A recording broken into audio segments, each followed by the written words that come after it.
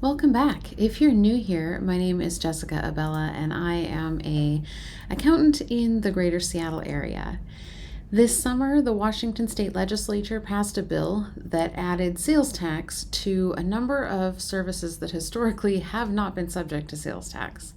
I posted an initial overview video of that legislation, but in a nutshell, starting October 1st, sales tax will apply to advertising services, live presentations, IT services, web design and custom software, investigation, security and armored car services, and temporary staffing services. The state's Department of Revenue is working on issuing more detailed guidance for each of these industries, what they mean, and addressing commonly asked questions. That guidance is starting to roll out. They're hoping to get the rest of it out shortly. Today, I'd like to focus on the additional guidance provided for live presentations and what that means, who that might apply to. So, by definition, a live presentation is one in which there's a presenter or an instructor and an audience. So, information is exchanged between the two in real time. It can be in person, or it can be on Zoom or through other electronic methods. So this only applies if there's a fee. You can't charge sales tax on zero. If you're giving some sort of live presentation and it's free, don't worry about this. There is a lot of different terminology around live presentations. This could be a seminar, a workshop, a class, a lecture, or other similar event. It's often to educate someone. It could be to persuade them, to inform or explain. Interaction is available in these presentations. There have to be the two parties of the presenter and an audience, but you don't have to necessarily allow participation. So if you turn off the ability for your audience to interact, that doesn't remove this requirement. One part of the definition is that there be more than one attendee. So one-on-one things don't apply to this. So some examples of events that are now subject to sales tax under these rules include any kind of course, class, seminar, workshop, or other program for personal or professional enrichment, which can be art or music classes, pottery classes, business classes, marketing, cooking, CPR is one they called out, continuing education. So if you are an attorney, an accountant, a doctor, a teacher required to take continuing education, those classes are now subject to sales tax. Driver's ed. Importantly, the state has also published a specific list of what is not included in this definition. So, classes provided by preschools, elementary, secondary, and higher education, performances like concerts and musicals, movies, sporting events, fundraising events, all of those are exempt. One-on-one instruction like tutoring or music lessons, consulting don't apply. Pre-recorded presentations where someone can purchase, say, an online course and view it at a later time, but it's not live, that doesn't fall under this provision. However, it may still be considered a taxable digital good. It's just under a different provision.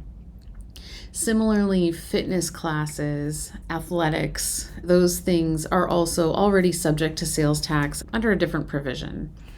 So that doesn't change. Again, consulting services don't count. If you're an employee and you do presentations at work, that doesn't count. That's not what this is about.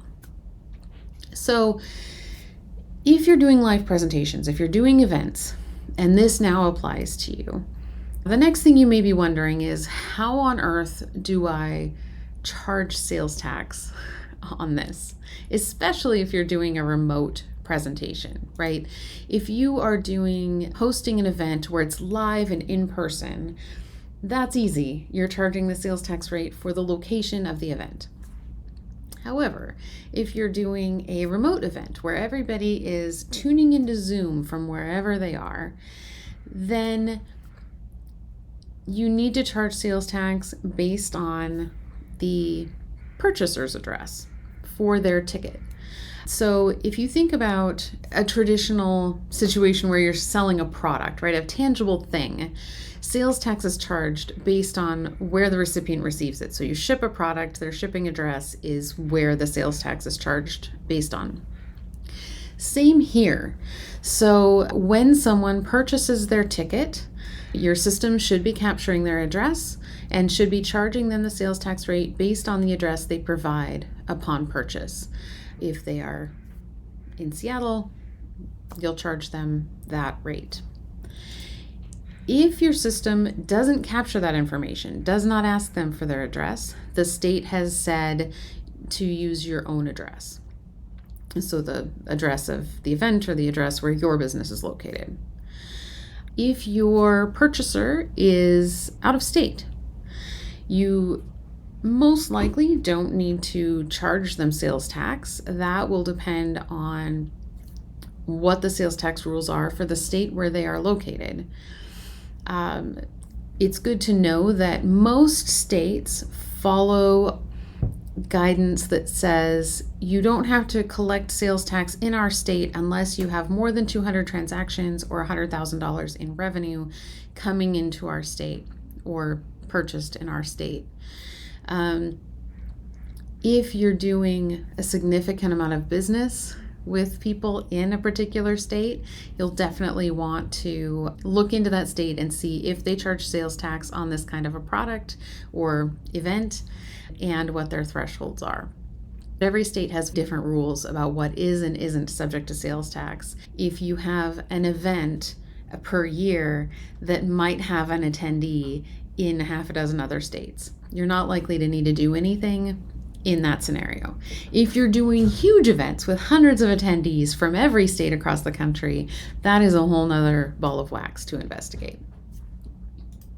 When you do your Washington state filing on do.wa.gov, it's going to ask you for your total revenue, and it's going to ask you to break it down by location. So if you had tickets purchased by people in Everett and Seattle and Linwood, you're going to have different line items for each of those locations and need to report that total ticket proceeds for each of those different locations. And then there is a deduction for tickets sold out of state.